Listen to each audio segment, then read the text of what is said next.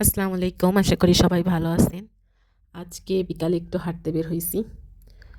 দেখি যে এরকম এটা আমি নরমালি মুভিতে দেখতাম আর টিভিতে। জিনিসটা অনেক সুন্দর ফু দিলে উড়ে যায় আরকি। আরও আছে আশেপাশে ঘাসের মধ্যে হইছে। নরমালি অস্ট্রেলিয়াতে বৃষ্টি হইলে এগুলা হয়। আর বৃষ্টি না হলে হয় না। তো আমরা আজকে প্ল্যানিং করছি সবাই মিলে হাউসমেট সবাই মিলে সবাই ওয়ান ডিশ পার্টি করব।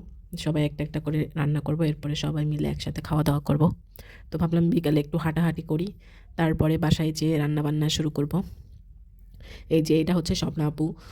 স্বপ্না আপু বানিয়েছে নান রিবা আপু বানিয়েছে কাবাবের মেরিনেশন করে রাখছে। উনি এই যে ভাজা শেষ করে এরপরে সুন্দর করে ডেকোরেশন করতেছে। তো রিবা আপু হচ্ছে সবকিছু অনেক ডেকোরেশন করে করতে অনেক পছন্দ করে। এটা হচ্ছে ওনার আর আমি হচ্ছে বারবিকিউ করছি অনেকটা গ্র্যাভিটা পুড়ে গেছে আরকি বাট বারবিকিউ আছে কারণ আমাদের ডাল ভুনা ছিল আরকি আরও। তো এইজন্য আর গ্র্যাভিটা দরকার হয়নি। তো এই যে আমাদের টেবিল ফুলফিল সাজানো হয়েছে। সবাই মোটামুটি ২ টা করেই করছে আরকি। আমাদের ডিজার্টও আছে, সালাদ, তারপরে ডাল ভুনা, পনির সবকিছু একসাথে। তো এখন আমাদের খাবার পালা আরকি। আমরা সবাই বসবো। এই যে সবাই সবার মতো নিয়ে এরা কিছুটা বুফে টাইপের হইছে। সবাই যে যার মতো নিয়ে খাওয়া-দাওয়া করছি। অনেক মজা হইছে, গল্প করছি আর খাবারগুলো অনেক মজা হইছিল। অনেক মজা।